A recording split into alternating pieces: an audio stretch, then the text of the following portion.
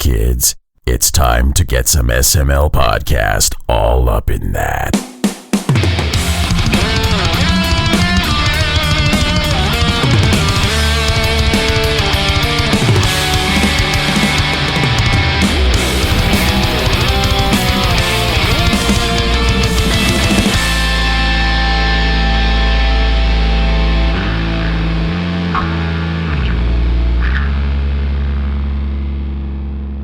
What's up, everybody? This is the SML Podcast. I am your host, Joe. Cole's going to be here a bit later on. PartyCast, blah, blah, blah, all that fun jazz. Fun that she's not here at the beginning for $5.99. But Tim, you're here. How are you doing? Thank goodness. I had like a panic earlier today that I thought tonight was 600, and I was like, oh shit, I'm supposed to be on that show. And I was like, because I thought the Xbox thing was today. I thought it was Tuesday and not Thursday, and then I'd forgotten about it. I'm like, oh shit, the Xbox thing is tonight. Oh shit, that means 600 is tonight. Oh shit, I am not ready for this. Nope, you're 2 days early. You're still good. Yeah, thank goodness. I got more time to recover. We spent the weekend hunkered because we were afraid that my wife had COVID. Oh no.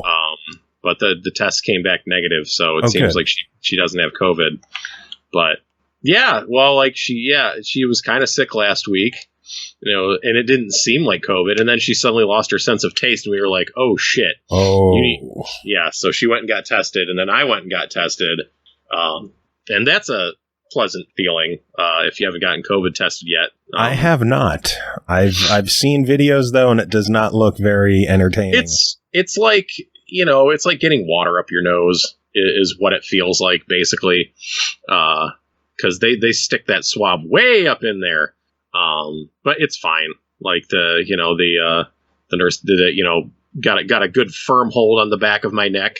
Like she was about to lay in some forearms to my chin or pull my head down for some knee strikes. But instead she just, whisked a long Q-tip up my nose and into my brain and then swished it around a bit. And then, it just kind of makes your eyes water and makes you go, ah. But it's fine. You're alive. That's the important thing. You're alive. You don't have COVID. But the recommendation, like the actual recommendation wasn't like, oh, you don't have COVID. Like they were like, oh, no, you probably have COVID. You shouldn't send your child into, daycare, and thus your husband shouldn't go into work. So like she sequestered herself to the upstairs quarters of the house. And so it was just like me and the child for 4 days straight. And like, along with the cloud of COVID hanging over, it was just, it was something of a weekend. But and tests came back negative, and they're mostly accurate. So now life can go on. Question mark? Question mark? Yeah, I don't know. Her sense of taste is coming back. So Oh, that's good. Whatever. That's got to be a good sign, right? Yeah, it has to be, right? Yeah, maybe it just seems like a weird thing to, so whatever, everything seems fine now. So, bullet dodged, question mark. With COVID going around, every time anyone gets sick, that's immediately the question. It doesn't matter what it is. Oh, yeah. Immediately, you're like, oh shit, is this it? Has it found me in my home? Do I have 4 days left? Is that it? Yeah. What the heck was I going to say? Yeah, this is like the first time anyone in my house has really been sick since March because, we haven't been going out and interacting with people. Like, usually I work in a school which is full of sickness, and my child goes to a school that's full of sickness, and we're just somebody is usually sick. Yeah. Like every now and then, even if it's just like a little cough or something, usually somebody is getting sick around here. And this time, it's been pretty. I mean, I have allergies in July. That's when my allergies really go bonkers on me. But it was the first time. Seems like a great time to get the kids back to school. Yeah, and then there's that which is consuming my every fiber of my life as I work at a school, and my child goes to a school, and supposedly New York schools are going to open, but there's a lot of questions.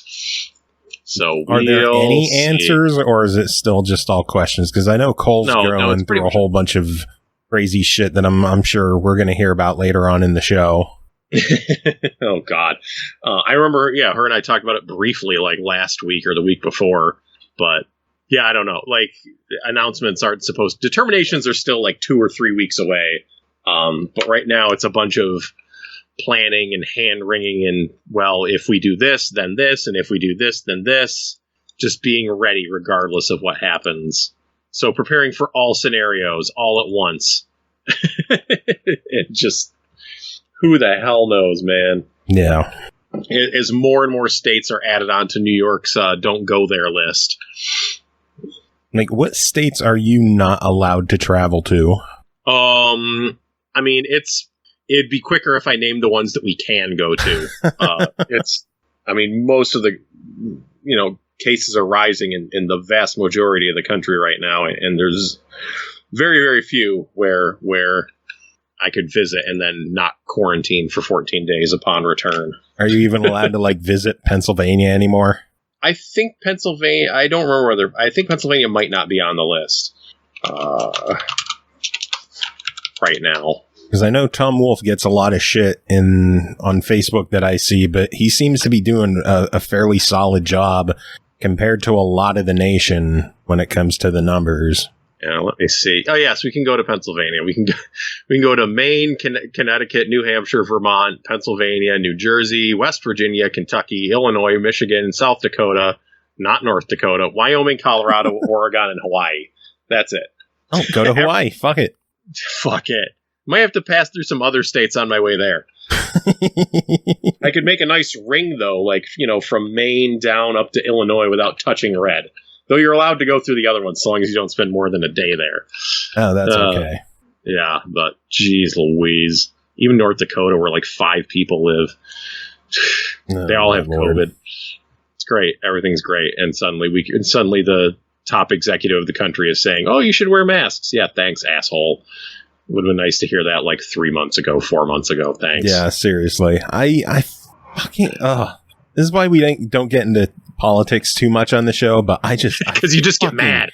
I fucking hate Trump so much. You'll notice I didn't say his name. I always dance around it. I just such a bad job. Either way, such a shitty human being. No matter what you think of his job in politics, good or bad, he's just a disgusting, awful person. Yeah, he's that too. Yes. Yeah, and he's gross. That Fox interview he did, oh my God, he looks so bad. So greasy and bloated. Oh. Yeah, he passed a elementary school cognitive test, and he's like, man, that test was hard.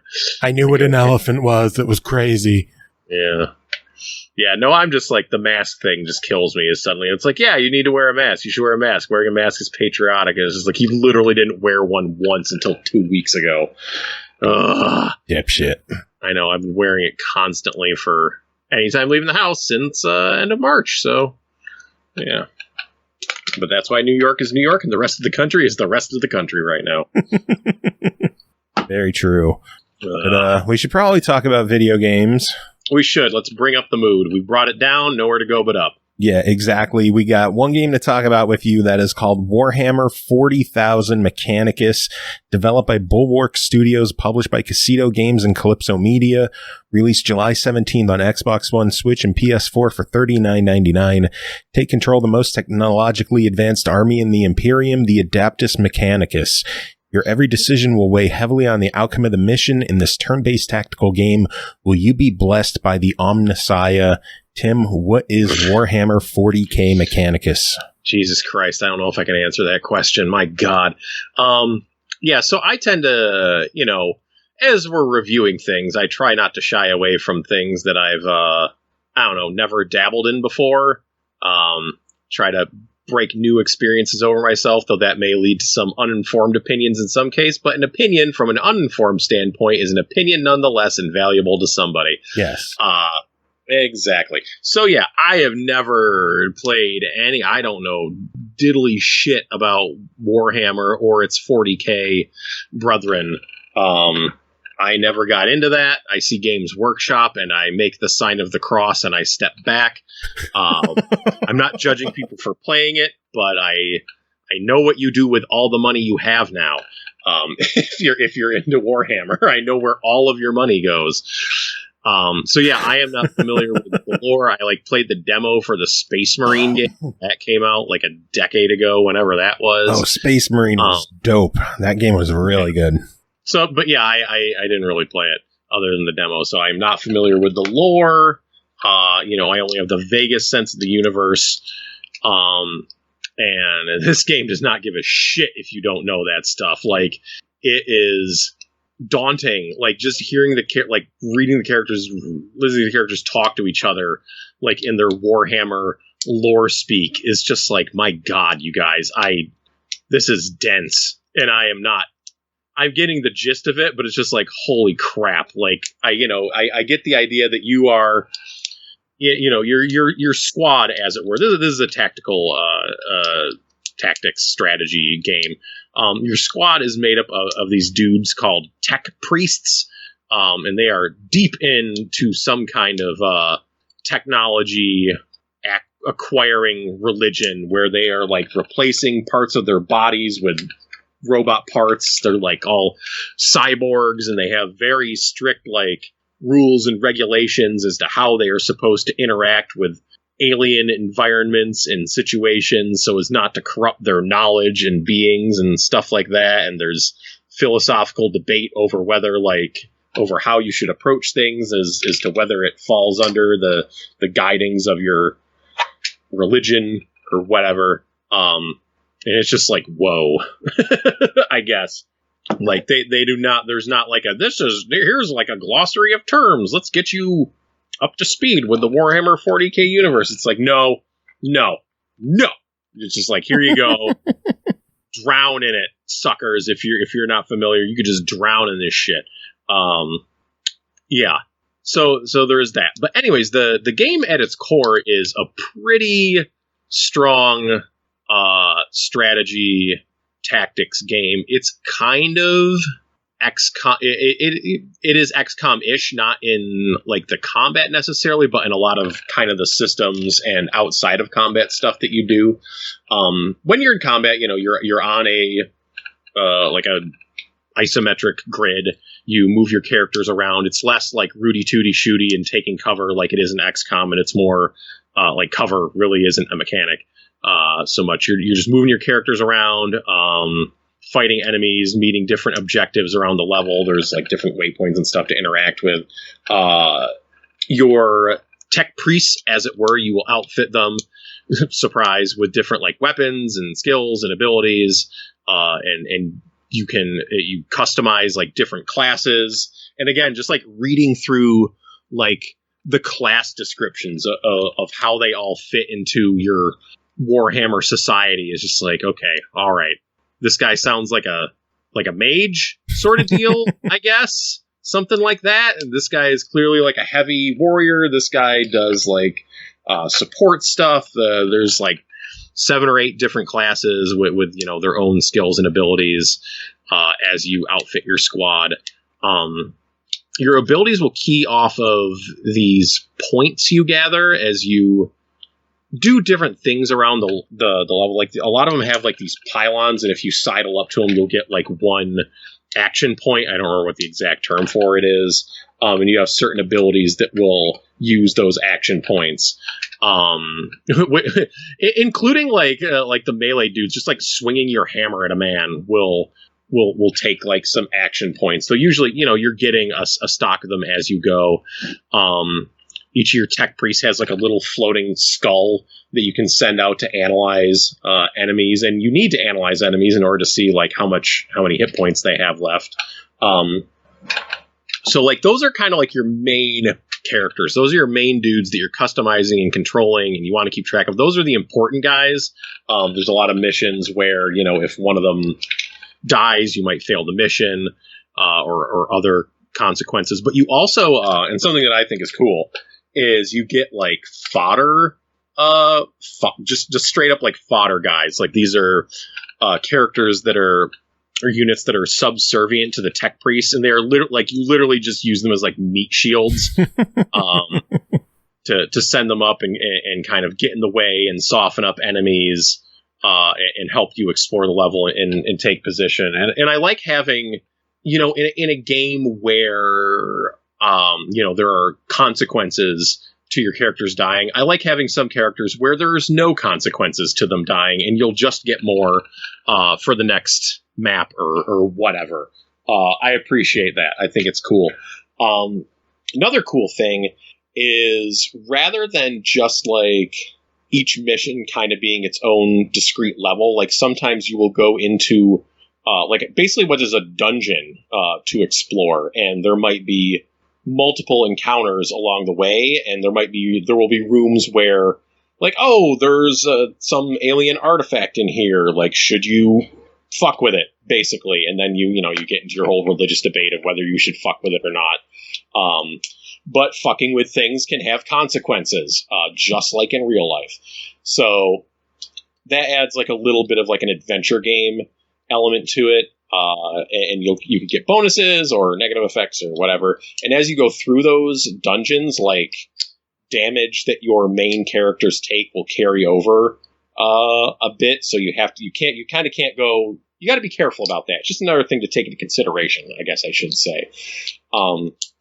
Outside of combat, there's kind of this the overarching plot involves your squad like exploring this mysterious lost world with all this valuable information on it, and at the end of the tutorial, spoiler, kind of the world is activated, I guess, and like all these undead machine life forms start coming back to life, and so that then creates like the timer, like you may be familiar with from the XCOM days that has or the XCOM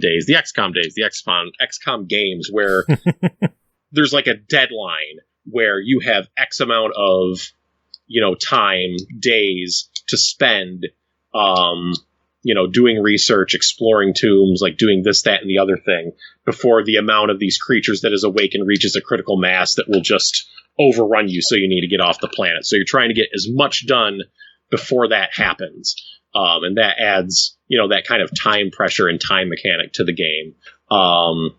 So it's all very cool and solid. There is a tremendous amount of tweaking you can do to the difficulty in this game. I always go through all the options menus when I start a game, and just like the amount of difficulty options and things you can tweak with, like how much damage is done, how much you get of this resource, of that resource, how much you get of that action point in combat. Like there's just like a page that with like 24 toggles on it for things you can do to customize the difficulty and the way the game plays just to your liking, beyond just like an overarching difficulty setting, which is a cool thing that I appreciate.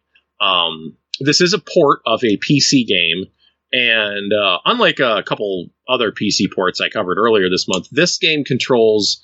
It translates pretty well to a controller and playing on a Switch or a TV. This was the Switch version that was reviewed, and I really don't have any complaints as far as how that mapped over. It can be kind of fidgety, just moving your character to like just the right spot, I guess. But in terms of control, it's fine. In terms of like how it runs, it feels a little bit sluggish. Just with like primarily when you're in combat, like your characters just like they just kind of are moseying around when you move them, and like their actions are kind of slow too, and that unfortunately made things like a little bit more sloggy than I wish it had run like a bit smoother and a bit faster, I guess. No. Especially, when you're moving so many units around on a map, and it's just like sometimes it's like, no, at a certain point this needs to snap a little bit more, like that. But it was pretty good. Overall, it was pretty cool, pretty decent game. Well, then $40 price tag. What is your verdict? Oh wow, that's not too much, is it? I think for Warhammer fans that might not have a PC, though, I feel like those two crowds intersect Like, I feel like that Venn diagram is a circle. But I could be wrong. Maybe they couldn't afford a PC because they bought too much Warhammer shit and they have a Switch instead. I think it's a buy. I think Warhammer fans will eat it up, like, with the density of the lore and the amount of the gameplay. I think non-Warhammer people... My phone went off. It might be more of a try just because of the sheer density of the lore and kind of the sluggishness of the gameplay. But there isn't really I don't know. There's not enough of these types of like tactical games out there, I feel like, besides XCOM. XCOM kind of knocked it out of the park, and I don't feel like there's been too many copycats. Not that this is strictly a copycat. So I think it's worth a try for those folks, but it's certainly a pretty good game. And it seems most of the tactical games I see come out are like fantasy based, so it's good to see something more sci-fi based. Yeah, they're cribbing more on, your Final Fantasy tactics than XCOM. No. Probably just looked at XCOM and they're like, that game's too good, we can't match it. It's just too damn good. All right. Well, Tim, we're going to let you get going. We got a PartyCast to get started. Do you have any final words before we move on? Let's get it started. And hey, so I actually did go through and cancel the WWE Network. Did you? I went through and did it. I'm just like, since you got me into a Wednesday night AEW Dynamite watching crew, that has been filling the wrestling shaped hole in my heart. In a much better way, because I can watch it with people to talk to, and I just have not been able to find the time or, to some degree, the interest to watch the WWE Empty Arena product the past couple months. So I don't know. Totally understand that. Yeah, I might check it out again. Once kind of hopefully things get back to normal. New Japan has fans at their shows again. Really? Yes, they started having fans back a couple weeks ago. It's only like a third capacity, and the crowd can only clap. They cannot cheer out loud. But there are fans there to provide some feedback to the wrestlers, which is good. I don't know how you boo. Or you just sit on your hands when you're like, oh, that just stomp on the floor, boo. Yeah, maybe stomp for displeasure. But a whole new way to watch wrestling. Yeah, I know Vince was like, we're going to have fans back at the end of July, and then that changed. And now he's like, we're going to have fans in September. And I'm just like, dude, what are you... Give it up. What are you doing, man? Like, maybe if you have all your events in New York, if things stay the way they are, then maybe you can have something resembling a crowd of people at your show. But I won't be there. But maybe you can. Maybe you can find some people that'll go out. But until then, I am all in with All Elite Wrestling. Tim Ekkebus is All Elite. I am All Elite. All right. Whew. Thank you as always, Tim. Always good having you on, but it is party time. Cole is here. Chris is here. Pernell's here. How's everybody doing? I'm all about that total global saturation there, buddy. Just taking it all in. Cole's reaction is just, Yeah, I'm photosynthesizing over here, just taking it all in. Meh. That's saturation. Just meh. We're at $5.99, folks. This is it. Who's going to be here on Thursday, by the way? Well, $5.99. Yeah, we could go for $10 easy. Come on, man. Oh, we're worth more than that. Womp womp. Oh, mercy. Yeah, I think I could be here Thursday. I intend to be. Pernell, you going to be here Thursday, 9 o'clock, 8 o'clock for Chris. And doodly deedly doodlot. Going to be a hell of a lineup. Our friends Grant and Adam Rippon are going to be here, so it should be a fun lineup for everybody. Be a fun, action-packed hour. Mm. But yeah, how's everyone doing? How was your weekends? My weekend was rough. So I think I was on the non-recorded area of the show. So I've been doing some a bit of like social hiatus or social sabbath or a sabbatical. So I haven't really been on social media, and I haven't really been chatting with a lot of people. I've just been kind of going to work and coming home. And on the weekend, I decided that a way to get away from all that was just to do something I needed to do for a while now, which was yard work, which meant going out in what was apparently like a 98, 99 degree day and chopping wood. As corny as it may sound, chopping wood and putting it into mini bags. It took me like 5 hours, and I'm pretty sure I had like a mild case of like, I don't want to call it heat stroke, but like a heat hallucination or something where I was just like barely standing up, and I just was kind of dry mouth. And it's just it was like a weird incident where I was like, I'm almost sure positive I saw a few things, but Chris is going to be like, hold my beer. I know he probably has that just going to the grocery store, but like, yeah, ultimately it was good in that regard. I got some stuff done. I played some video games. I do my stuff at my new job now, which is funny because I already have a nickname, which is Vampeel, because I work in the dark. So that's nice. But it's been pretty good. And also, of course, hop tea. What about you guys? Chris, how about you? Well, I moved, so I'm extremely tired. A lot of outdoor heat. Oh, yeah. Yeah, Texas is brutal. It does not let up.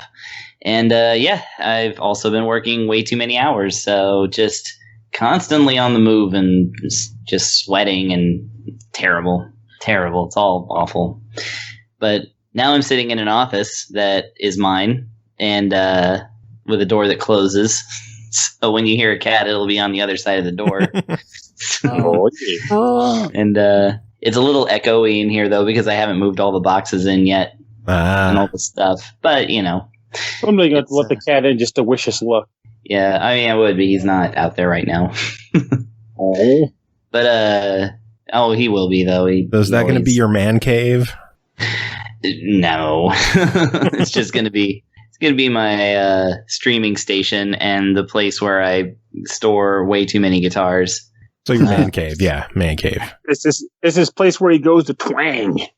To twang. Twang.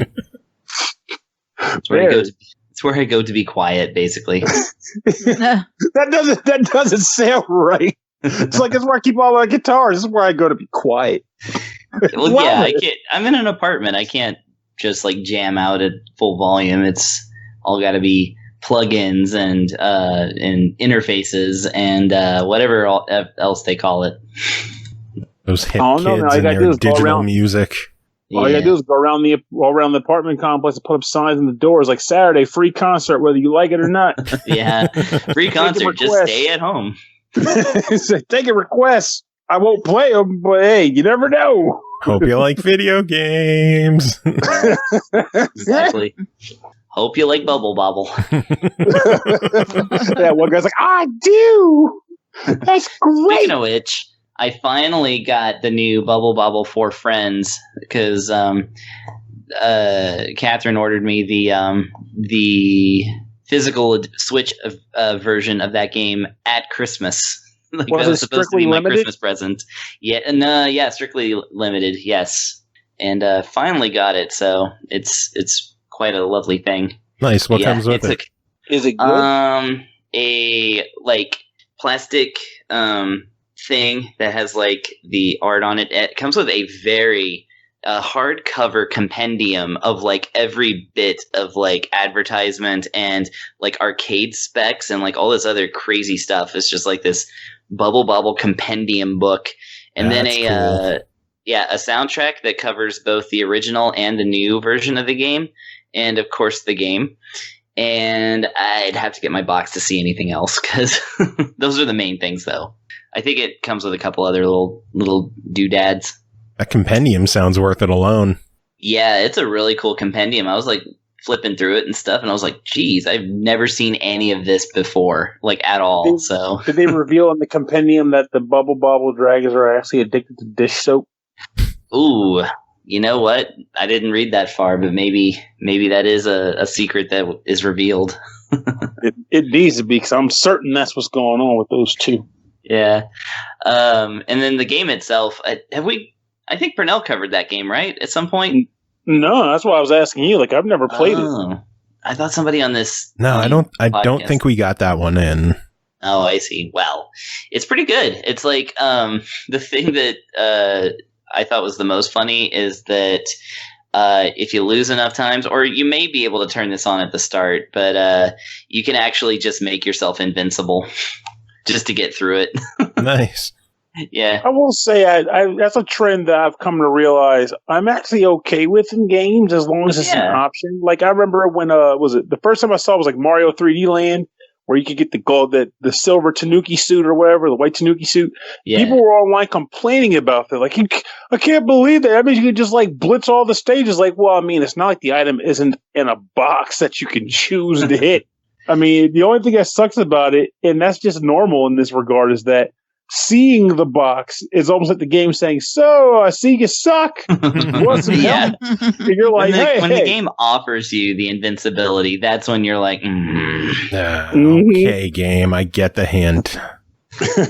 How about after you die 5 times on a level, it shows up? Yeah, it's about 5 or 6 times. It's a good number, though. It's a decent amount of deaths in the stage.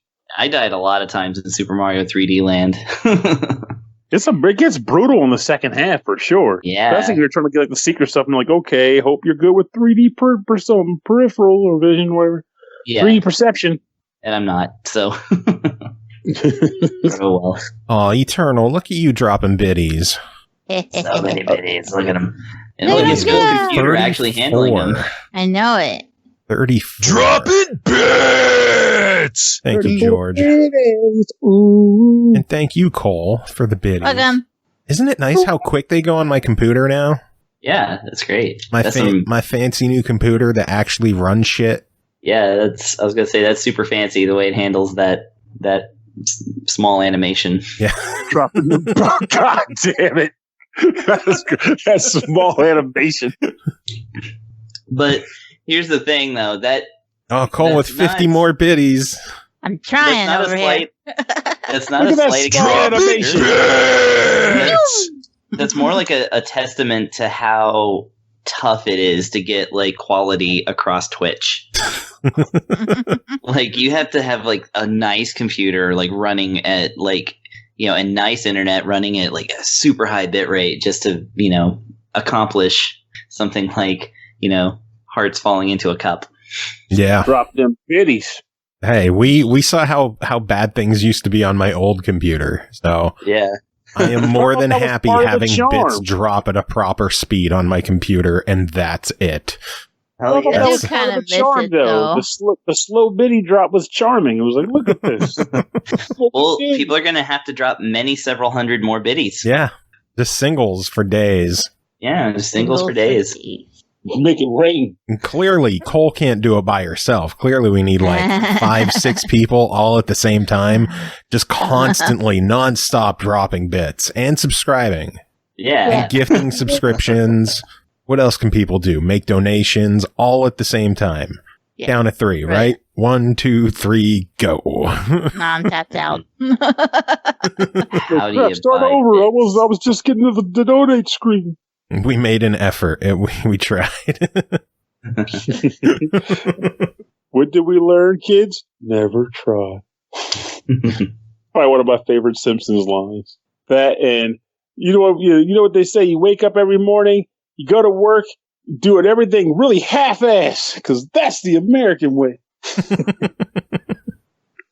Oh man! On that note, should we talk about games? Because we got a couple games to talk about tonight.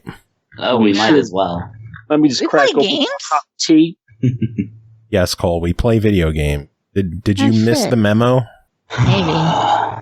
Oh man, what are we gonna do with you? Here you over there playing video James. What the?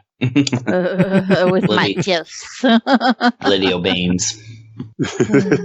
Oh, Lord. All right. First game to talk about tonight is called Rock of Ages 3 Make and Break, developed by Ace Team and Giant Monkey Robot, published by Modus Games, released July 21st on Xbox One, Switch, PC, and PS4 for $29.99. Competitive tower defense meets arcade action and gets rolled up with Ace Team's quirky Monty Python-esque humor in one giant creative game for the ages.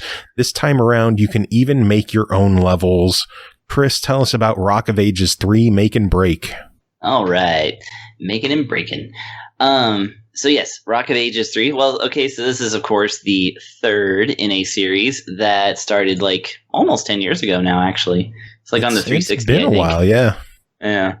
And the second game is actually on Switch, which is how I heard of the series. And I love the subtitle to the second game. It's Bigger and Bolder. Like a rock. Like a rock, like a boulder. So anyways, yeah, Rock of Ages 3 Make and Break. Well, basically, this is a kind of unique hybrid of types of games. So it's basically well, there's several different things that happen in this game, but the main part of it is kind of a tower defense meets a boulder rolling simulator. I don't know. Yeah, I mean, that kind of is pretty much. Yeah. So the game's like first stages, like it's kind of cool because it has you like kind of play through the most difficult part immediately, which is the tower defense thing, where basically you have a set amount of resources, and you have basically endless time to set up your entire thing. There's a snaking path between you and an angry cyclops that wants to throw a giant ball of sheep at you. Not in this level, but he just throws standard rocks, but like his weapon of choice is a ball of sheep. Makes sense. Yeah, it makes sense.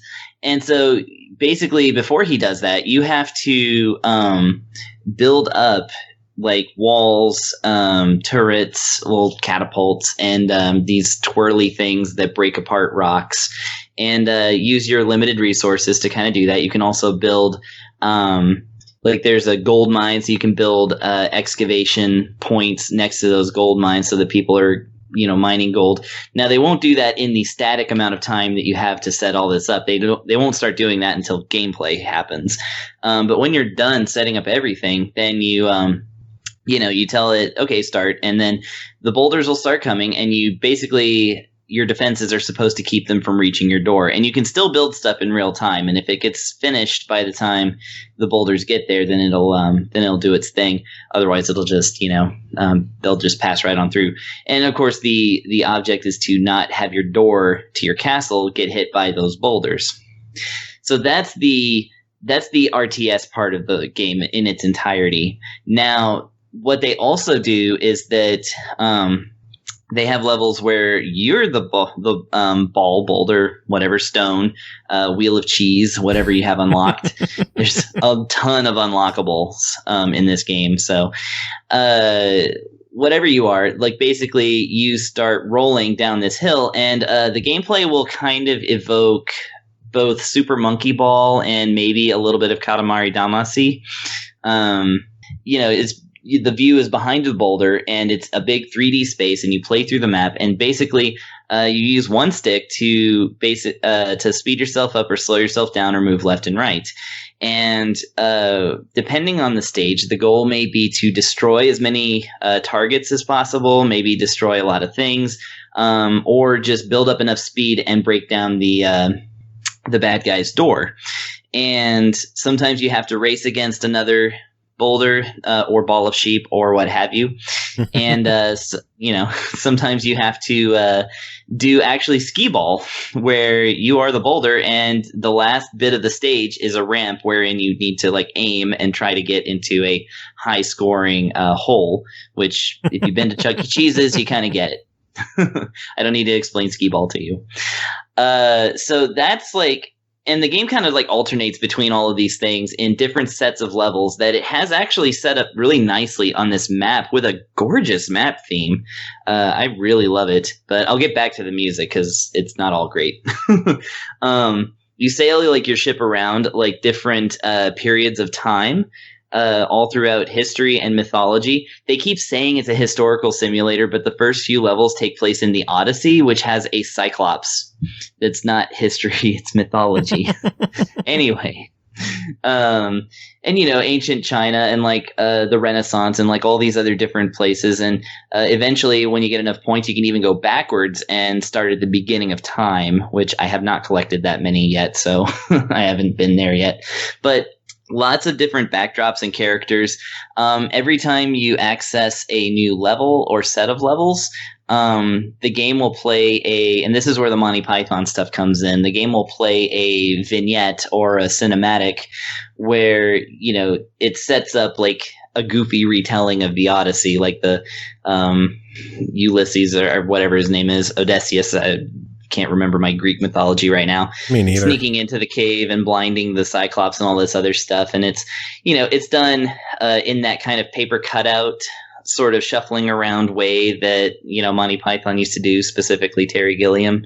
Apart from that, I mean, it's not, the absurdity is mostly in the gameplay. Like the cinematics are funny and charming, but, and it's kind of fun that the characters all kind of, they speak gibberish to each other, even though they're perfectly capable of talking, because when the game does like tutorials or anything where you actually have to listen to what's said, the characters suddenly have real words, which is, I would have thought it would have been really funny if you would have had to go through the tutorials with them going like,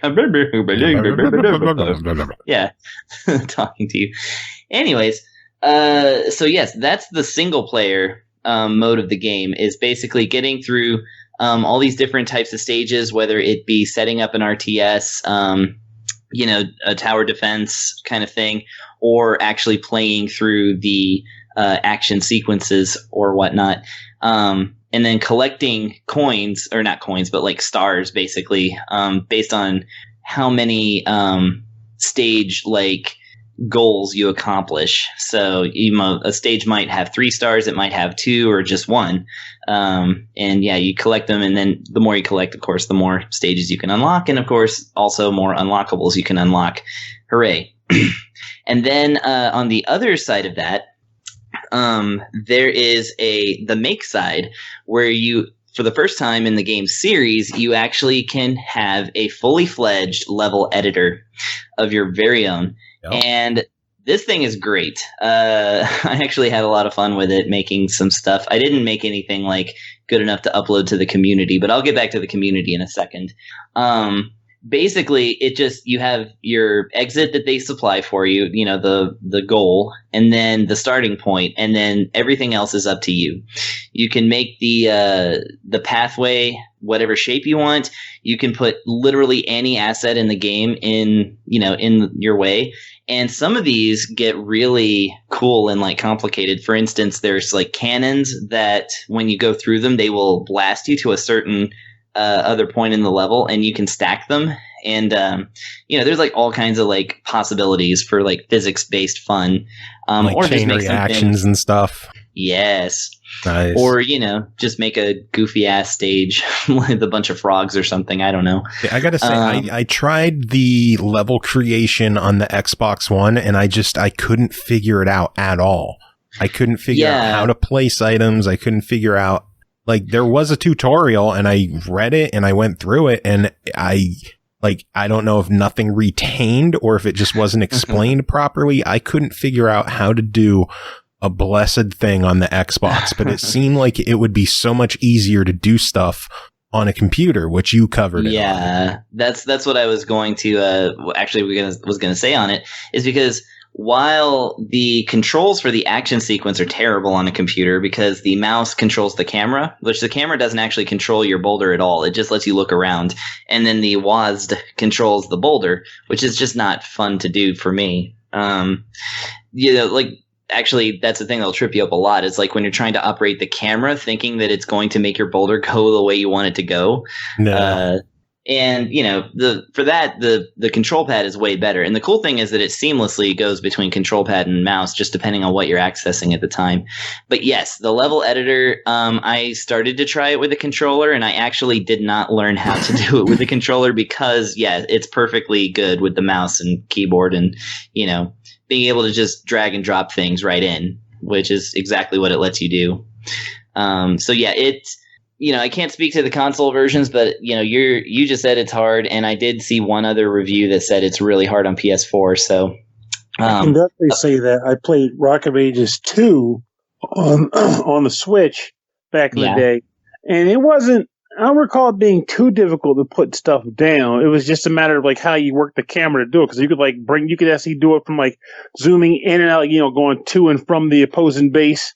And if I remember correctly, you could also get like a top-down view where you could like just look down on the field and go, okay, I want to put this right here. For placing during the tower defense simulator part. Mm-hmm. Oh, okay. Yeah, we're talking about during like they have an actual editor. level editor, so you can design the entire layout of the level. It's not I'm just out.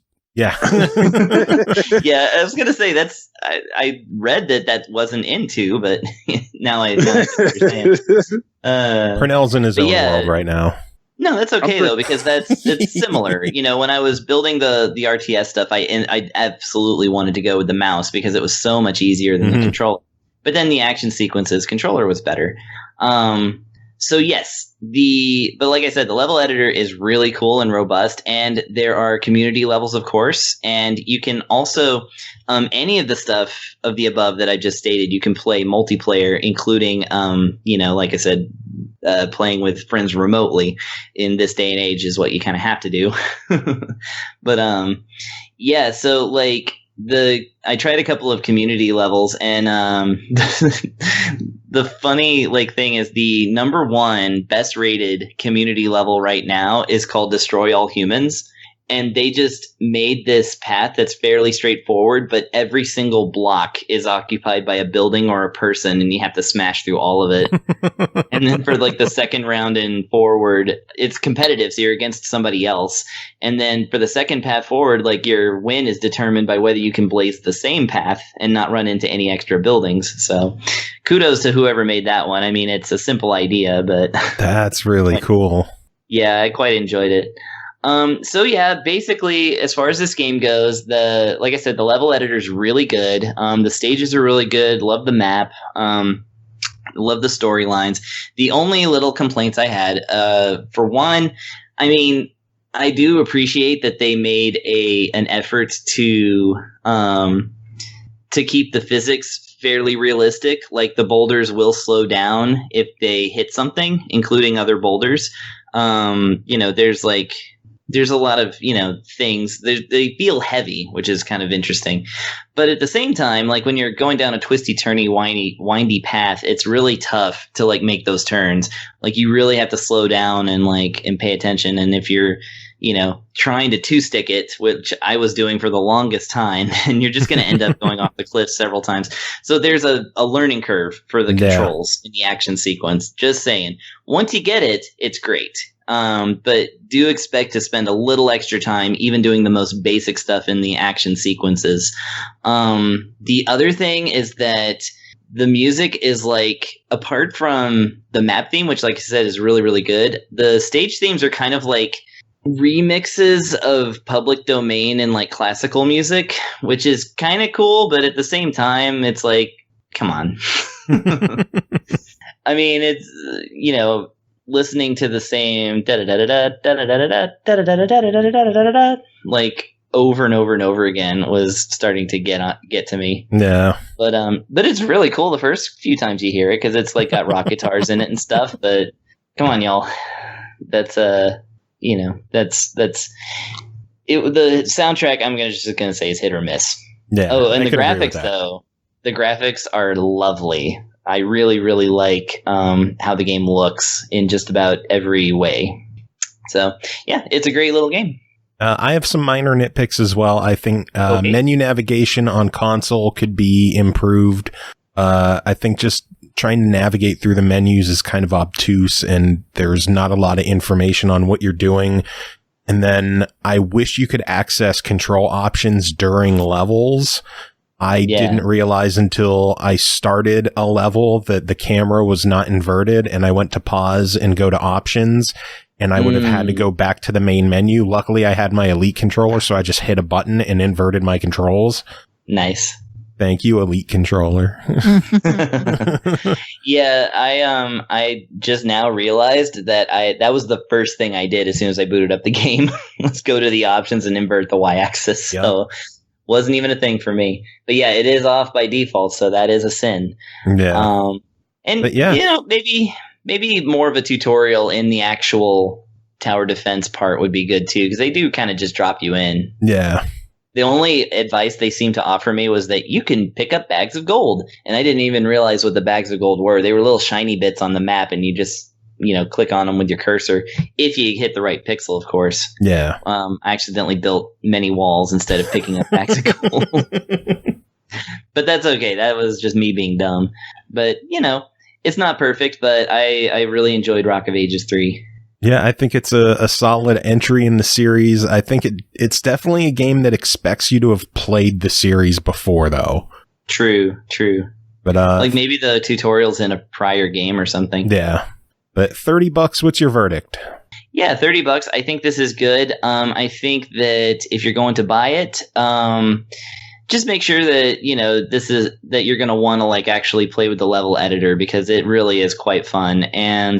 But I mean, regardless of that, the single player campaign is so huge because you get the access to basically the whole map like from the get-go, and just looking at all the unlockables and also all of the stages, like you can spend a lot of time playing this game. Yeah. Even though there's only like 5 different ways to play it. I mean, that's still, if this is your kind of thing, then they are generous with the content. So I say it's a pretty solid buy it. Awesome. Sounds good. Next game to talk about is called Deadly Premonition 2, A Blessing in Disguise, developed by Toybox, published by Rising Star Games, released July 10th on the Switch for $49.99. In the year 2005, FBI agent York visits Le Car, a small town in New Orleans where he encounters a mysterious serial murder case alongside his friend Zach. Pernell, tell us about Deadly Premonition 2. What? I'd ask, you left quite a bit open there. That's good. I can ramble. Oh, shit. What did we do? You unleashed the beast of Le Car. So, Deadly Premonition 2, as you would probably guess from the title, is a direct sequel to Deadly Premonition 1. I didn't finish my copy of Deadly Premonition 1, so I feel as though I was able to get a decent amount of enjoyment out of this game, though there is one element of confusion that may factor in, but they cleared up during the game anyway. So the idea here is that this game takes place actually in 2 timelines. Whoa! Cats are going crazy over here. For a second, I thought someone was trying to start their car. Nope, cats are just losing their shit on my side. So you keep talking about the game. I'm going to go check out what's going on. Oakley dokley. So actually this game takes place in 2 different timelines, one being the present timeline, 2019 actually in the game, and then 2005. In 2019, there's a secret agent named Aaliyah, not secret, but FBI agent named Aaliyah, who's actually going to visit with Francis Zach Morgan to discuss details with him regarding a serial killer case that it was supposedly solved by him back in 2005, but turns out there's a reason to question that the case is actually opening back up again, or is not truly closed, which is resulting in them talking to him, and also resulting in the game going to the 2005 timeline where Francis Zach Morgan is discussing the details regarding when Francis York Morgan solved the original case. Now, you might be thinking, Francis Zach and Francis York, what the heck is that about? Well, this game does a weird thing regarding the main character having a form of DID, at least as far as the main world goes, where basically Francis Zach and Francis York are 2 different people in the same body, and they communicate with each other, but the way it's portrayed in the game is that when York is talking to Zach, it's kind of like he's talking to you, the player, because Zach doesn't outright talk back. It's just him saying, "Hey, Zach, so did you hear what she said about the XYZ bit?" And then, of course, no one says anything, and he might go, "Oh, I know. It's true, right? It is wacky. I agree with you."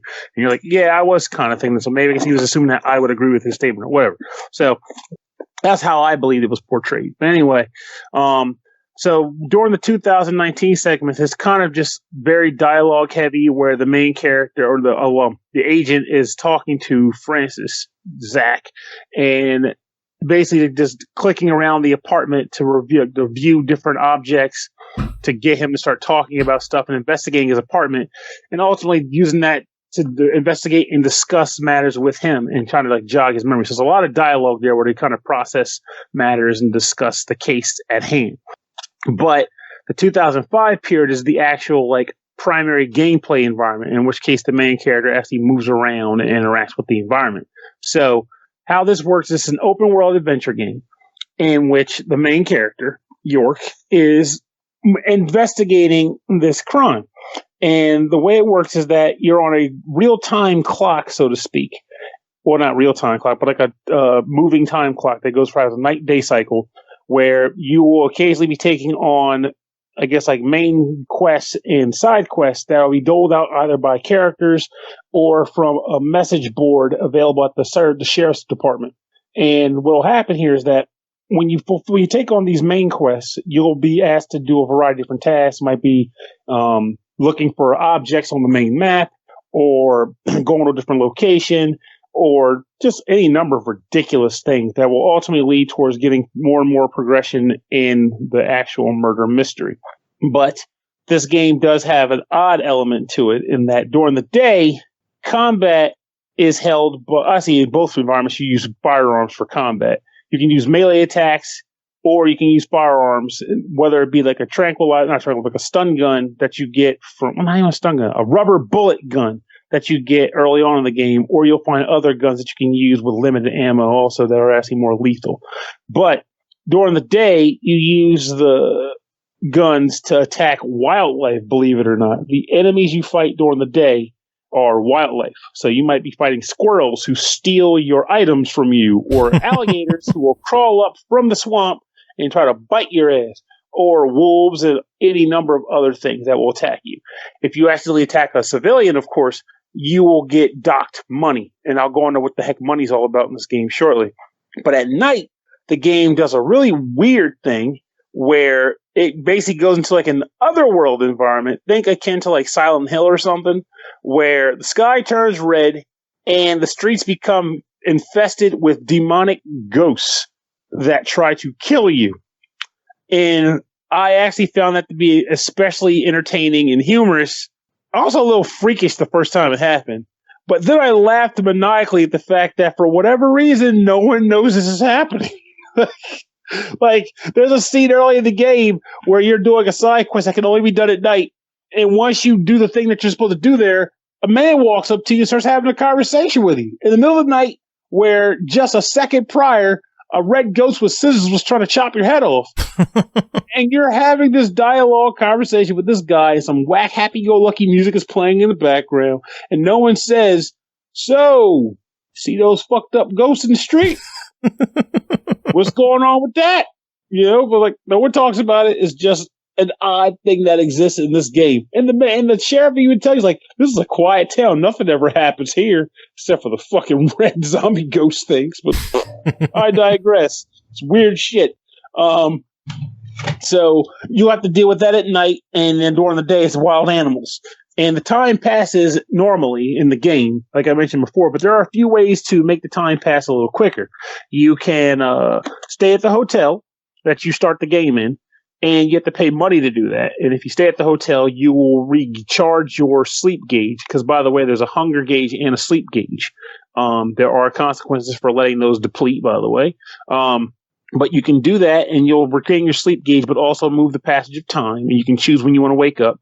You can get a sleeping bag and sleep out in the street. If you sleep in the street, though, you could get sick, literally get sick. Because if you're not in a safe environment to do it, you could wake up sick or early or whatever. But if you find a trash can you can set on fire, yes, like a hobo, you can sleep in the trash can, safe and sound, and pass time. And then lastly, you can smoke cigarettes and just pass time naturally. And the funny thing about the cigarette smoking bit is the better the cigarette, the more time will pass while you smoke it. I'm not a smoker, so I don't understand how that works, but I guess smoking US Golds time will pass very quick or very slowly. Whereas if you smoke, I don't know, Hyper Red Sonics, whatever, I'm making that up, time will pass very quickly, and next thing you know, the whole day's gone by. You got fired from your job because you took an extended smoke break. Whatever. But that's how the game works there in regards to passing time. And of course, all the stuff that I mentioned, whether you buy food at the local diner to fill your hunger gauge, or staying at the hotel, or getting your clothes dry clean, because you have to do that too. All these things cost money. And the way you acquire money in this game is actually fairly interesting. You have to either take odd jobs from the sheriff's office, like I mentioned before, where if you fulfill the obligation, sometimes they'll give you money for completing the task, along with some baubles. And you can also get money from like weird in-game achievements, like traveling a certain distance will get you $100, for example, or shooting a blue squirrel, which is apparently a wild, rare squirrel, is worth $7. Weird stuff like that. In fact, the entire game is just freaking weird. But honestly, I like that about the game. The game is very bizarre, very weird. And also the fact that, remember how earlier I mentioned how Zach and York are basically in the same body via DID, essentially? The thing that I kind of find cool about this is that in game, when York is talking to Zach, he always reaches up and touches the temple of his head. And when he does that, he starts speaking out loud. But this isn't like some kind of weird inner monologue or something that no one hears. Everyone around him hears him talking to himself. This is a known thing he does. And characters will acknowledge, it's like, I'm getting really creeped out by you doing that, man.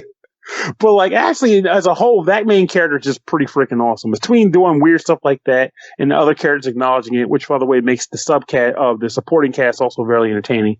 I also like the fact that the guy is an insane movie buff in a way that he will constantly reference movies that most of the time, because I am not a movie buff, don't believe they're real, which results in me going to Google and looking them up and realize that they are real, such as one particular movie called Cat People, which the plot of that movie just seemed so odd when he was explaining it in the game that I could not believe it was a real film. It's a real freaking film, and it's fucking messed up. Wow. But it's hilarious that this happens in the game.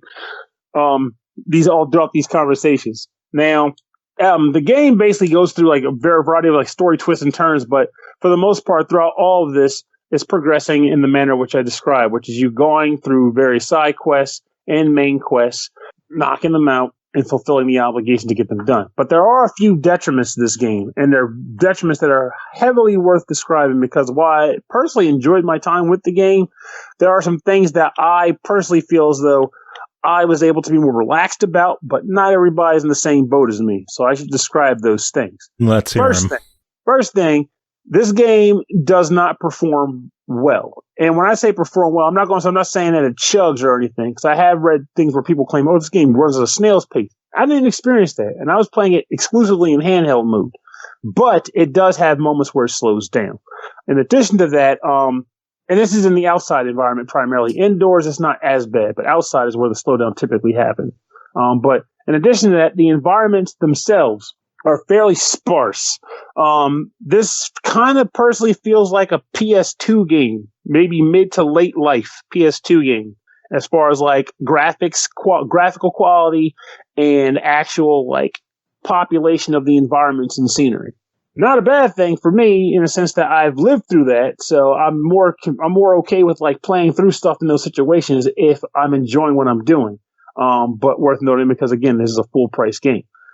Second thing is that one of the things that the game allows you to do in order to kind of improve the main character is there's a voodoo shop in town where you can take objects and have the main shop proprietor combine them to provide you with dolls and necklaces. And these things are meant to kind of augment the main character's stats to give you like be able to hold more bullets or increase your firing range or make you less susceptible to sickness, more hit points, etc., etc. But the way you get these items is by finding little doodads on the ground that are noticed by way of a shimmering light that you don't really typically see until you get close to it. That's already kind of annoying to look for in an open world game because you almost have to be right on top of it to see it normally. But they do offer you something called concentration, which should be awesome, but it actually is even almost kind of makes it more annoying because the way concentration works is you hold down the button and the screen will turn red. And while it's red, you can't move. You can only turn your head and look around. And when you're looking around, you will see icons pop up that indicate if there's an item or something of interest in that direction. Sounds cool? Well, here's the problem.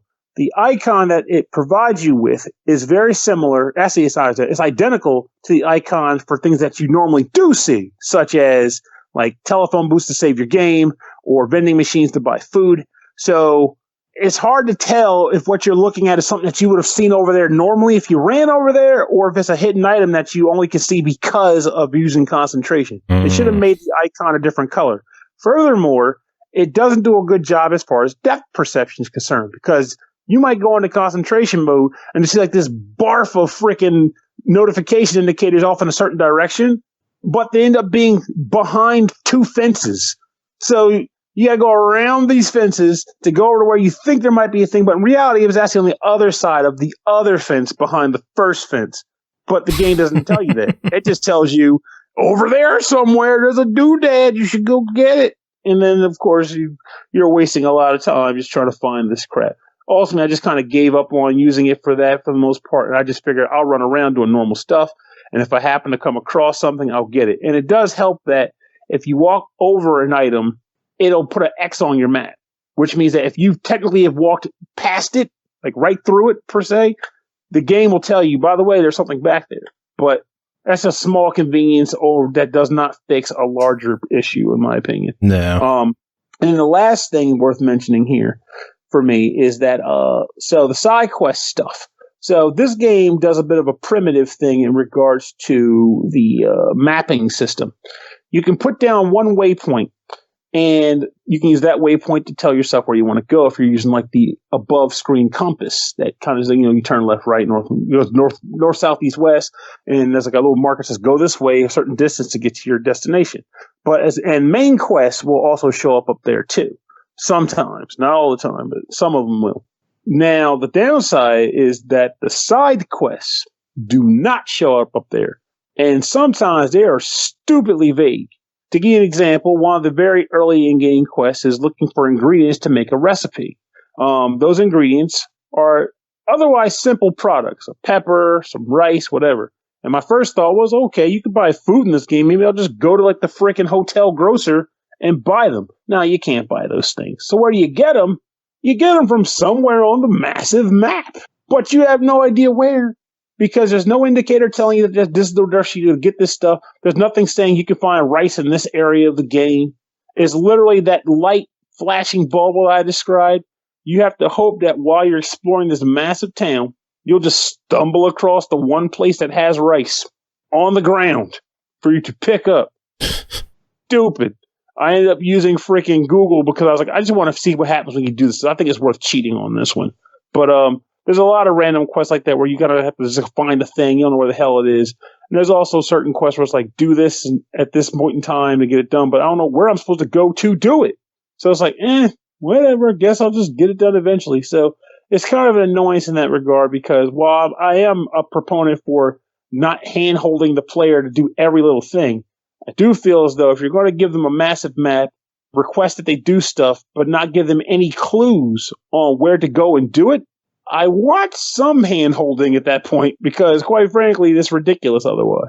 Yeah. So that's an old element of gameplay design that I think is for the birds, and that is in this game. But with that said, I mean, all intents and purposes, you could technically not try not to do those things if you just want to play the story. So, but at the same time, you shouldn't really have to neuter yourself like that just for the purpose of it. So it's just worth noting. But those elements aside, I honestly enjoyed my time with this game. I actually liked the writing, the characters. There are a few things here and there that weren't particularly great, but they weren't enough to make me say I don't like the writing in the game as a whole. Aside from that, I like the writing, I like the characters, and I like the weird plot elements, and I like the investigation itself. It's a good game as long as you're okay with that obvious old school element that you're playing a Switch, but this game may as well have been a hidden gem from 2005 or something. Literally, there it is. Well, then $50 on it. What's your verdict? If you're okay with the stuff I mentioned, I think it's a buy it. Otherwise, give it a try. Sounds good.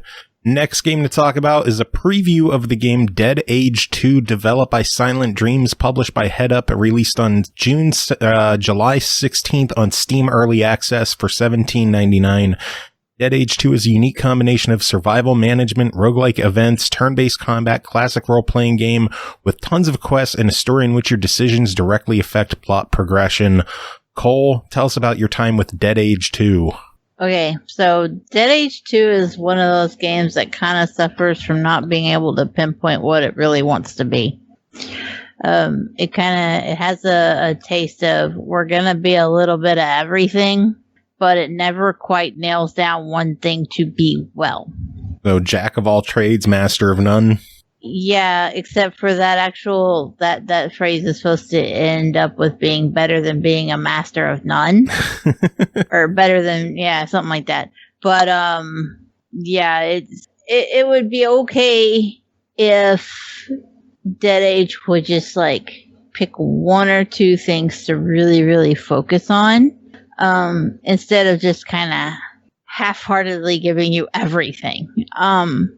When you look up the game on Steam, it flat out says, "Oh, we were inspired by The Walking Dead and This War of Mine and Fallout," and you're like, okay, calm down and pick something. So for gameplay, you start off by creating a character who I don't think I ever even fucking saw again, because then you end up with you create this 2D character, and then you go into 3D combat, and it didn't look shit all like you actually made him, and has a different name and everything. I was like, okay, well, this is a thing. I don't know who this dude is. This isn't who I made. Also, you can only make a dude. That's a negative. But at least there was some diversity in skin tones, if it actually mattered beyond, like, if the character you made actually mattered anyway. Yeah. It is an RPG in a sense that you can, like, pick a class and level it up, but because it's so all over the place, it just feels like one more thing that you have to check on. When you're out with your character, you'll run into combat scenarios. You have a flat map, and you can, like, cruise around the different locations on the map by clicking on it. Sometimes you'll get into combat scenarios. Sometimes it's just like, oh, hey, you found some water or whatever. It almost always leads to a combat scenario no matter what. But the combat scenarios aren't always against zombies or humans. Like in one instance, I got ambushed by wolves in the tutorial. So this happens early. This isn't any kind of spoiler alert.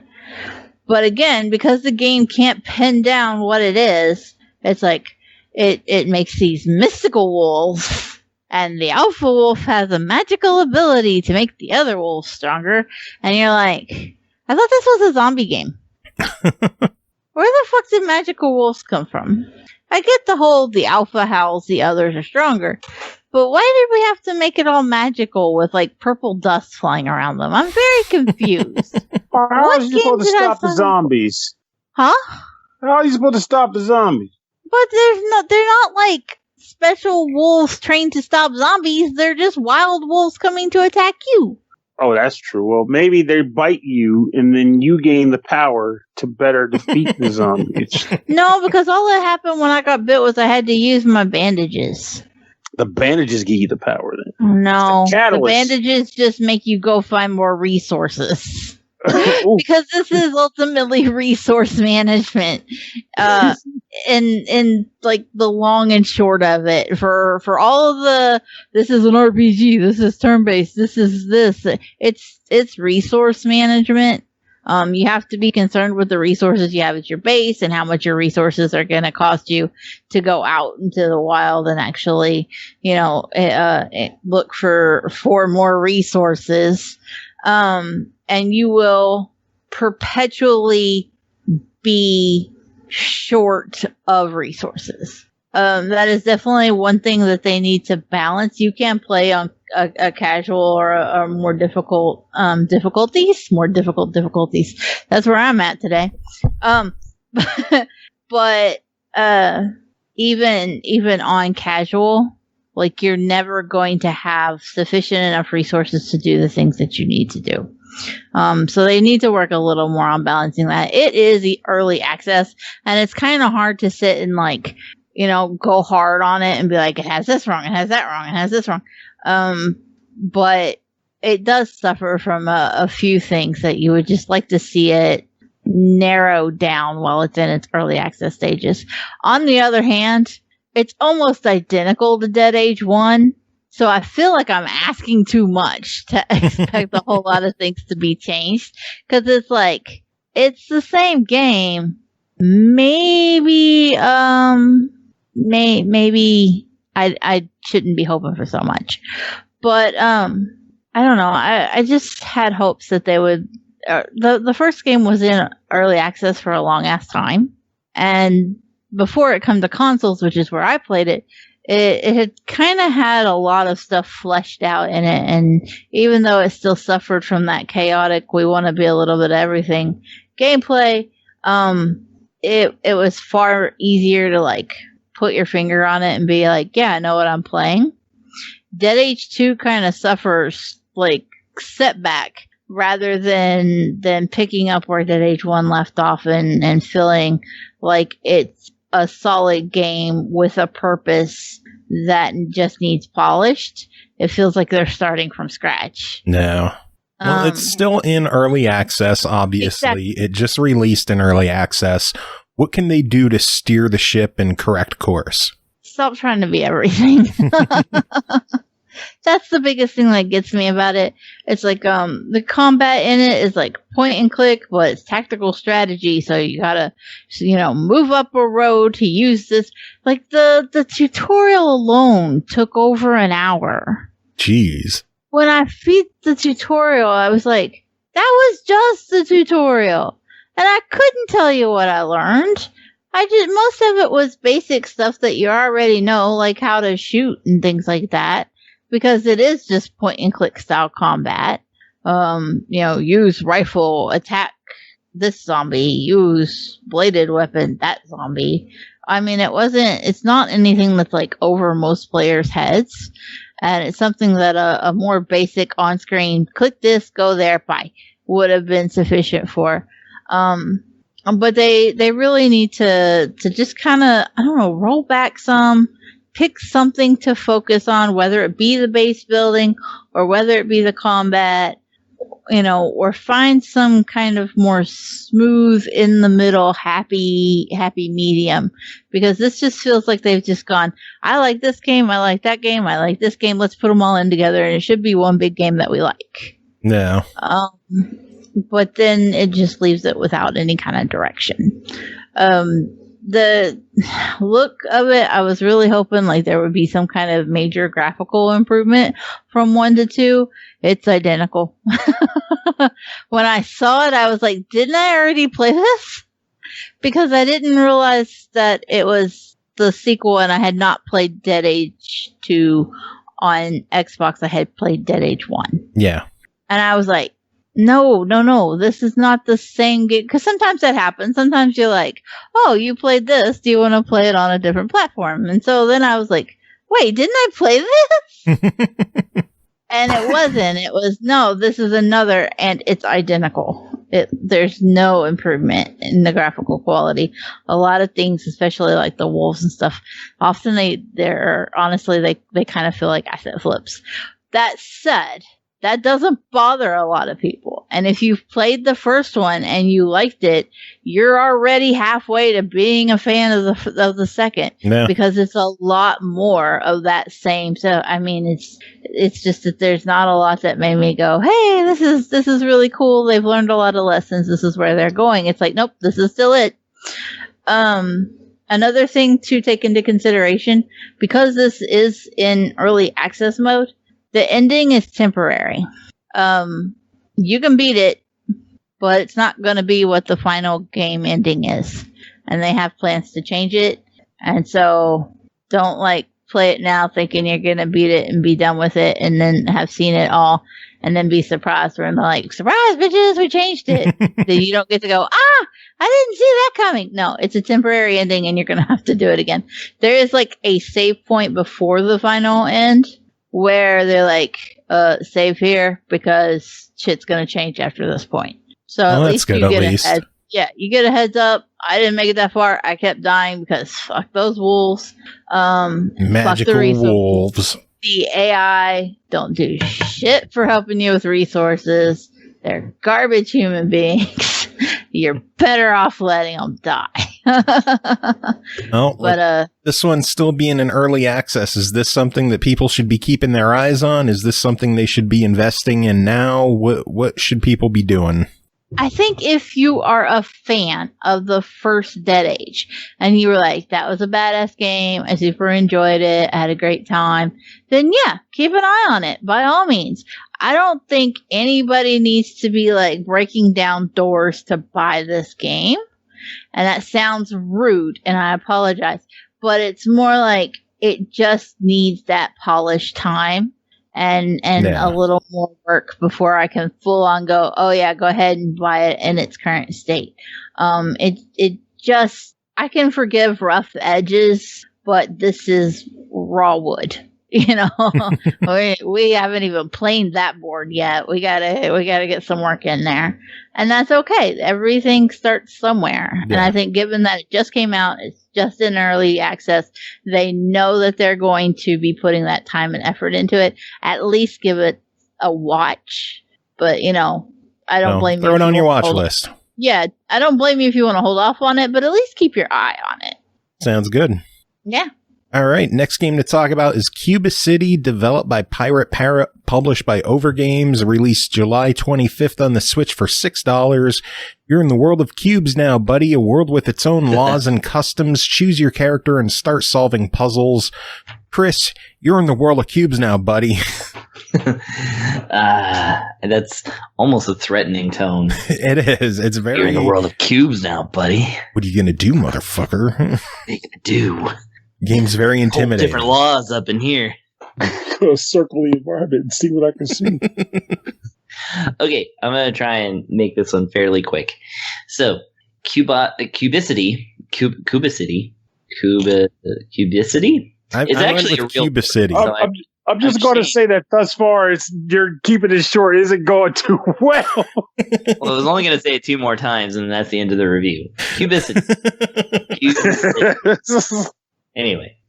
No, okay. Well, I'll actually review it. Try it. Moving on. Okay. It's a try. Just try and pronounce it. Okay, so Cubicity is a so it's a puzzle game with a isometric view, and everyone is made of cubes. That's the laws of physics in this game. So the way that the game is played is that basically within a certain amount of moves, you need to place your aminal from its starting point to an indicated ending point somewhere else on the stage. Now, the way that this happens is tricky. That's the gameplay part, because when you move this aminal, I'm trying to say it wrong. It's actually hard.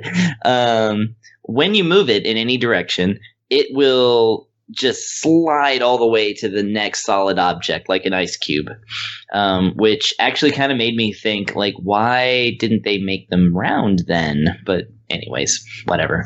It actually looks good as squares, so I'm not actually complaining. Just physics-based curiosities here. So, let's say you have a bear who, by the way, the game's flavor text describes the bear as, spoiler, it actually looks like a dog. Oh, God. I actually like that. And, so you move your bear, and there's a bear icon somewhere on there. You have to have that bear stop in that icon. Now, that icon might not be at the end of a wall. Therefore, you have to manipulate in some way the stage to where something is going to block that bear from getting to that bear icon, or from getting past it, like at the wall. So you might move like your little birdie over there first, and then the birdie will block off the necessary block, and then the bear is now going to run into the bird and land on its spot, and then you can move the bird to its spot. That's at the game at its most simplest. Well, the cool thing about this game, I guess, is that it almost immediately, like, the first level is a joke. It's just the tutorial, because you just move, the entire course is closed off except for one line, and that's where the goal is. You just move your character and you're done. And then from there, it actually starts ramping up difficulty, fairly steeply, like for the first like 10 levels or so. And then there's a total of at least 95 levels. Now I say at least because the game lets you look at all the levels. And when you try to get past 95, it's like coming soon, more ice levels. And I'm like, but it's already ice physics. How is okay? So there's more coming to this game. But they gave you almost 100 levels already, so that's already a great deal for $6. But so the basically, yeah, the thing is, like, it starts to ramp up. Like, you know, there's like you'll have 4 animals on the stage, and you have to figure out like how to get these guys shuffled around to where you got like the thing. And then eventually they start adding other levels where you have to like access a kind of elevator block thing that gets you to the higher level. And the thing, and they also have like little arrows that like when your character runs into them, it automatically causes them to turn in the direction that those things are in. So like they just start adding in obstacles and like all kinds of like different things. And the game is a real brain teaser. I mean, you have to stay so many steps ahead of what, of yourself, essentially, like thinking, okay, I got to do this and this and this and this and this, and that will finally get my panda up in that panda's block. And I was like, okay, so it looks like a kid's game. It really does. It sounds like a kid's game. It's got a very delightfully whimsical soundtrack with fake voices and things like that, like doot doot doots and things like that. It's cute as hell. But I'm going to imagine that getting that panda up in that panda's block probably ended up raising the rating up quite a few notches. Exactly, yeah. Pernell. The difficulty is actually like legit challenging for like just spatial awareness and like again counting steps, essentially like trying to figure out basically playing chess with yourself, essentially. Because the thing is that you are rated on a 3-star system, like most games, but the way you get the highest rating is to get your animals where they need to go in the least amount of moves. And the game doesn't have a strict path for that. There's actually usually several ways to get your characters where they need to go, with like a very small amount of moves. And I really like kind of appreciate how open the game is about that.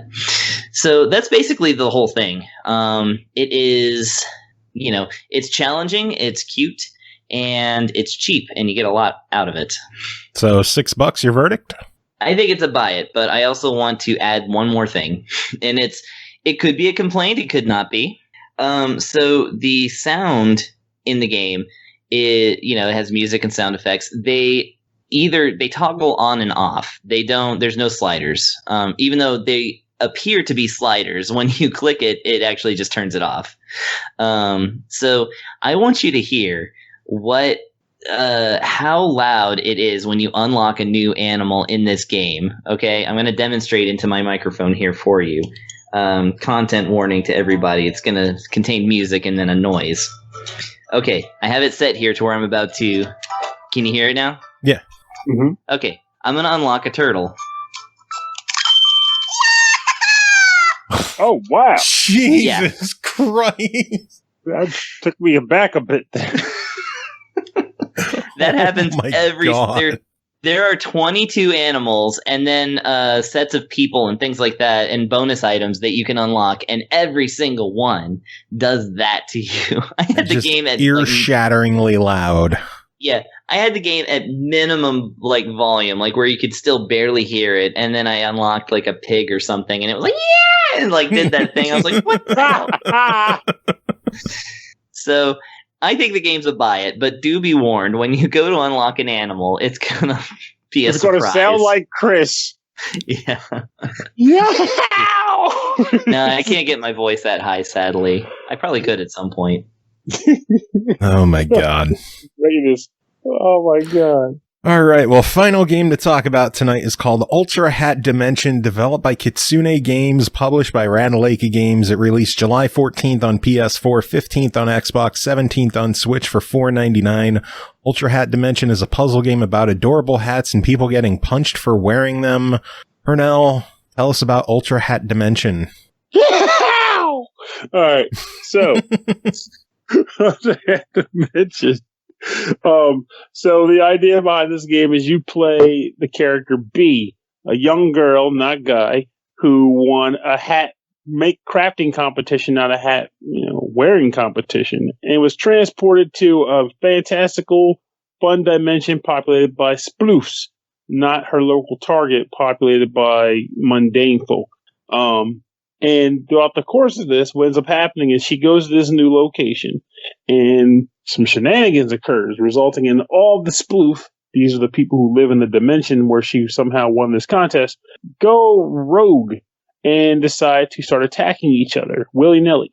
And so now B is trapped in this castle, and she's trying to escape while also figuring out what caused this to happen and hopefully potentially stop it. And the way this works is that you will progress through a series of areas. 5 levels, each level having, 5 floors, each floor having about 12 to 15 stages or so. And the way it works is, on each stage, the goal is to do 2 things. Locate a key, and then use that key on the door to exit the stage. However, the opposition to prevent you from doing that are the aforementioned sploofs, who are angry and punching anybody that comes across their way. So, what's a girl to do to avoid getting knocked upside the damn head? Put a hat on. That's it. So, the idea is that there are 4 different mask types in the game. And each mask forms what is essentially a faction. If you yourself is able to locate one of those hats on the floor, or which there will be plenty depending on the stage, you will don the hat, and thereby makes you a part of that faction, thereby preventing any sploof that is wearing the hat that you're wearing from punching you. So this opens the options for a number of little opportunities you can do. One, if you just want to walk past the sploof without getting hit, you can do that, because when you walk by, they'll see you your hat, won't hit you. If there's a sploof that's blocking your progress, you can push the sploof 5 squares away from you. And when you do that, the hat that you're wearing disappears. Don't ask me why. I'm not a magician. I just know it goes away. And then the last thing you can technically do with these little buggers is you can actually push a sploof into another sploof. And depending on the hat type that it's wearing and the hat type that the thing it got pushed into is wearing, certain effects can occur. They might get into a situation where one sploof will punch the other and move it 2 spaces away. You might come across a situation where the sploof will punch the other sploof and daze it for a bit. You might come into a situation where they will go into an eternal cat fight and just not let up, which is all those things can generally be good depending on the situation you need to engage. So the loop in this game is to evaluate the environment, both the sploofs that exist on it, where the key is located, and what hats are available on the map, and then trying to chart a course using the different hats and the different enemies or sploof characters to progress to the end of the stage. Now, early on, the levels are pretty small, but as you play into the game, the levels become bigger and bigger to the point where you will be making a number of decisions. And if you screw up, it would kind of suck if you had to start the entire level over.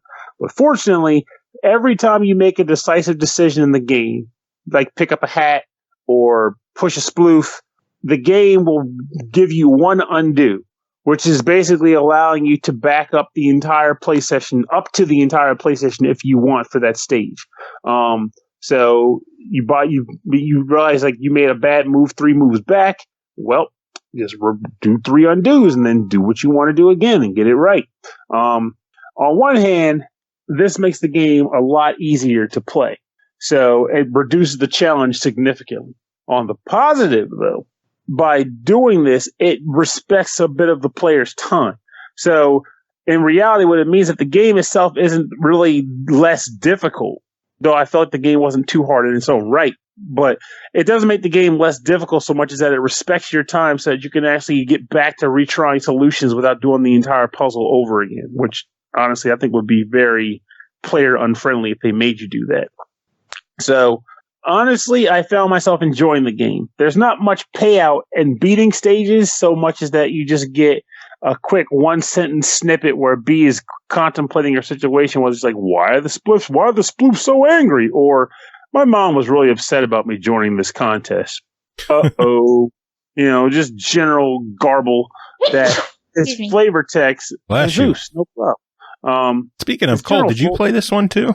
I did. What did you think of it? This is definitely not the strongest Ratalaika I have played.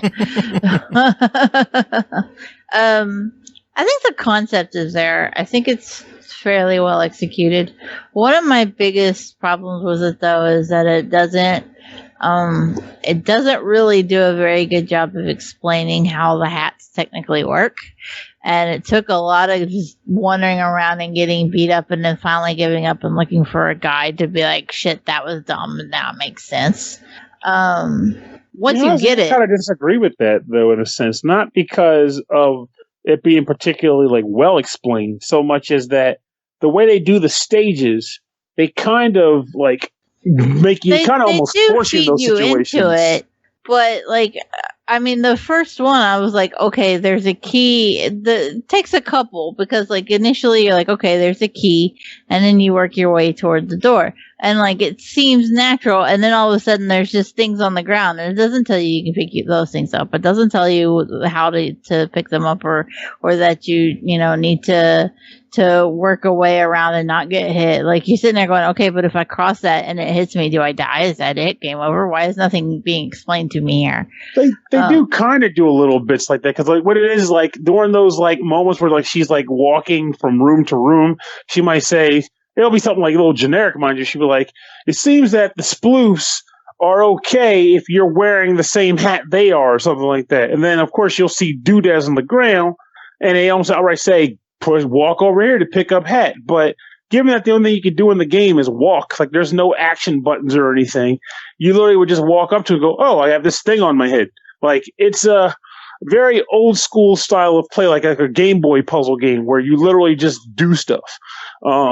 It was like, I could see if it was like a bunch of different button combinations you had to press to get things figured out. I'm not saying that it's anything like that. I'm just saying like, if you're not the kind of player who's willing to just go in there, like I don't want to go jump in and be like, just die a million times. Like if I'm put in a situation and the game doesn't tell me, hey, you're gonna die if you get punched by that, and I don't see any health bar and I don't see any life icons, I'm gonna assume that if every time I get hit, I'm gonna have to do it over. And so when I'm in that situation, I'm like, well, I don't want to get near anything because I don't know what the fuck's going to kill me. Make sense? It honestly does. I play a lot of roguelites. For one hit, you're done. So that's my first thought. Like I'm gun shy. I'm like, I don't want to walk into there and be like, oh, I'm hit and that's it. Now I have to do it again. Because then I just get annoyed if I don't know to expect it. See, I can understand that way of thinking. I think it's just we probably just approach it from different mindsets, because like in my case, I just looked at it as being like, this is like a little puzzle game thing. This room is like, if I hit this thing and it kills me, it's like, well, I got an undo up there. I'll just use the undo. Or like it just kind of like clicked for me. It's like, okay, do this thing. Oh, okay, it punched me. That sucks. It moves me one square. So it's just like I just was just doing that thing where I just kind of was like piecing it as I went. But I'm definitely gun shy from roguelites, and I'm like, if that punches me and I die, is that game over? Do I have to, how many levels am I gonna have to be set back? Like crap. Yeah. Did you end up trying to walk into the water and realize that the water actually doesn't stop you? You just can walk in the water. It's not water, it's rugs. No, but there's like a flow into it. Like you walk, like there's a bridge. There's a later part that's water. Yeah, but the first ones are rugs, and like I sat there and I was like, can I step on that? What happens if I step on that and I die? I'm gonna be so pissed. Like they should make the rugs a different color. I looked at it. It was like there was like a little, like it was like a bridge, like it was like a line that goes over, and there's like and it flowed, like it actually like had a flow animation. Those are like little creeks, but the other ones are rugs, and I was like, I'm gonna die if I step on it because I thought it was water. But yeah, you can just walk across the water too. And again, I wasn't brave enough to try that because fuck it, everything kills you. I don't know. I'm not starting this shit over. Nothing's safe in the Ultra Hack dimension. I feel like you two are spending way too much time talking about this game. It would have been a very different game if it had my roguelike tendencies in it. Cause Poor B, she didn't sign up for this shit. Yeah. I thought it was, it's one of those, it's relaxing and easy to play, and it's like, okay, fine. But at the same time, I just found myself trepid over whether or not to do anything until I just flat out figured it out or watched a video. And then after I watched the video, I was like, okay, not everything's going to kill me. I don't have to do this 700 times. I can just go. It was easier, but I had to get over that gun shyness first. So it's a you problem, not a game problem.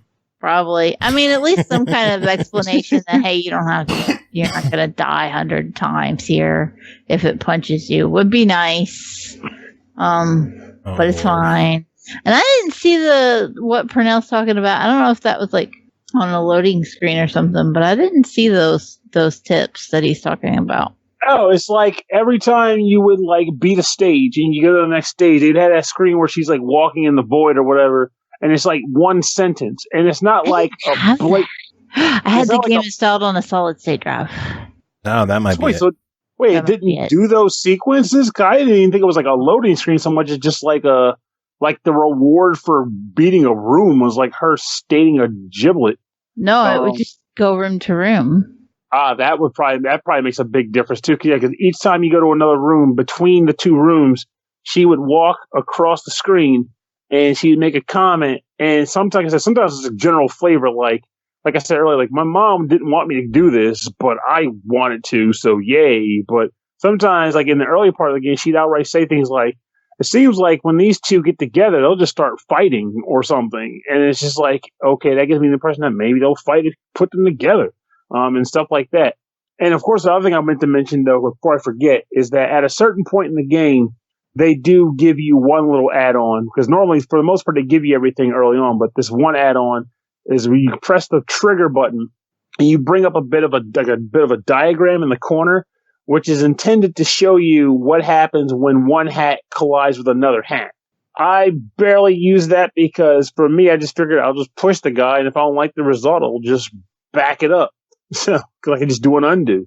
But that graph is meant to give you the display to say, hey, if you push this guy into that guy, they'll catch fight. You push this guy into that guy, he'll punch him out the way. So which decision do you want to make to progress through the puzzle?